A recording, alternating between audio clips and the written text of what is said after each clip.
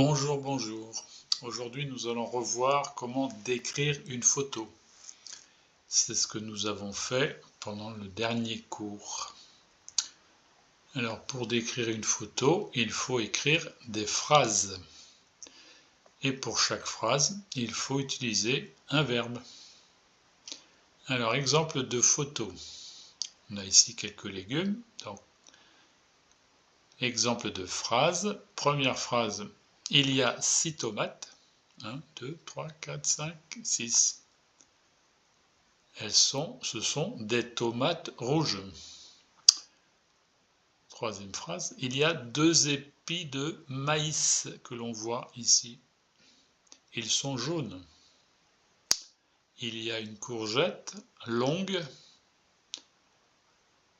Elle est jaune. Il y a 2 courgettes rondes en bas, une à gauche, une à droite. Elles sont vertes. Voilà quelques exemples de phrases pour décrire une photo. Alors, photo numéro 1 que nous avons décrit déjà. Première phrase, il y a 3 personnes sur cette photo, 2 hommes et une femme.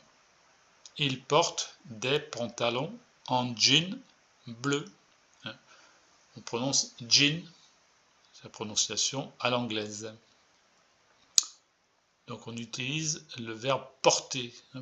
Quand on porte un vêtement, il porte des pantalons, on utilise le verbe porter.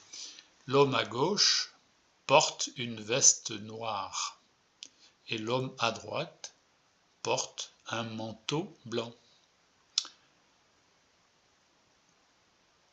Il prend une photo des 3 personnes avec la tour Eiffel derrière. La tour Eiffel est derrière ces 3 personnes. Donc, ils sont à Paris.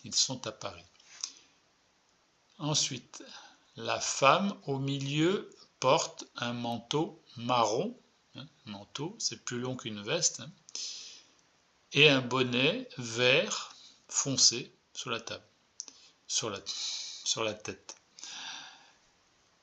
Ils ont une trottinette électrique vert clair. On aurait pu aussi dire la trottinette est devant eux. La tour Eiffel est derrière, la trottinette est devant. Voilà les phrases qu'on peut écrire sur la photo numéro 1. Photo numéro 2. La femme à droite vend ses légumes au marché. On utilise le verbe vendre. Elle a les cheveux noirs et courts. Donc c'est le verbe avoir. La femme à gauche achète les légumes. C'est le verbe acheter. Elle achète des légumes. Elle a des cheveux châtains et longs. Cheveux châtains, c'est entre blond et noir, on va dire. D'accord ? Elle porte un blouson rouge et noir. On aurait pu dire aussi un blouson avec des carreaux rouges et noirs. Il y a des tomates, des pommes de terre et des salades à vendre. Donc c'est encore le verbe vendre là. Dernière phrase. Il y a un arbre avec des feuilles vertes derrière. D'accord ? Voilà. Phrase numéro 3. L'homme à gauche tient une petite chèvre dans ses bras. Il a la barbe. Il porte une salopette. Une salopette, c'est un pantalon avec le haut qui est retenu par des bretelles, que l'on voit ici, les bretelles. Donc ça s'appelle une salopette. Et des bottes. Les bottes, c'est pour marcher dans la nature, dans les champs.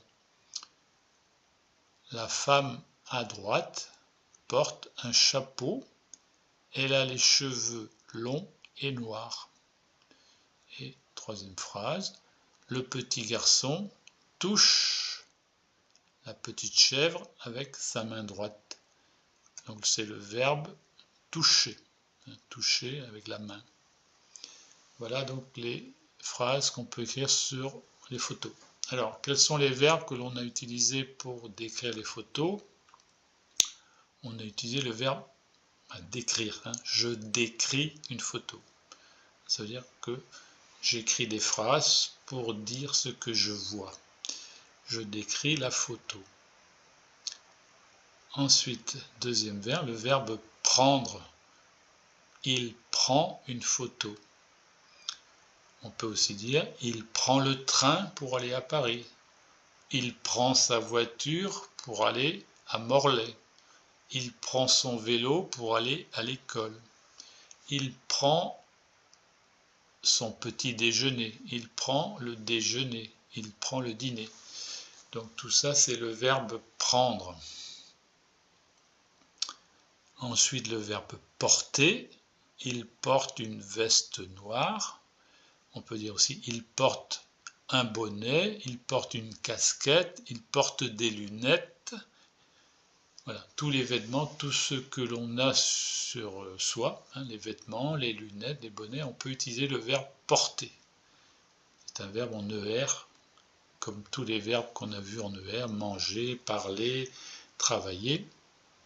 Ensuite, verbe suivant, le verbe vendre. Alors là, c'est pas un verbe en ER, c'est un verbe irrégulier.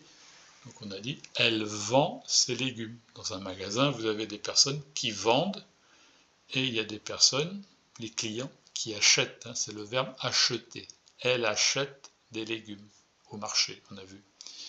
Le verbe acheter. Donc c'est un verbe en ER aussi. Mais avec, ici, on est obligé de mettre un accent grave là. Elle achète.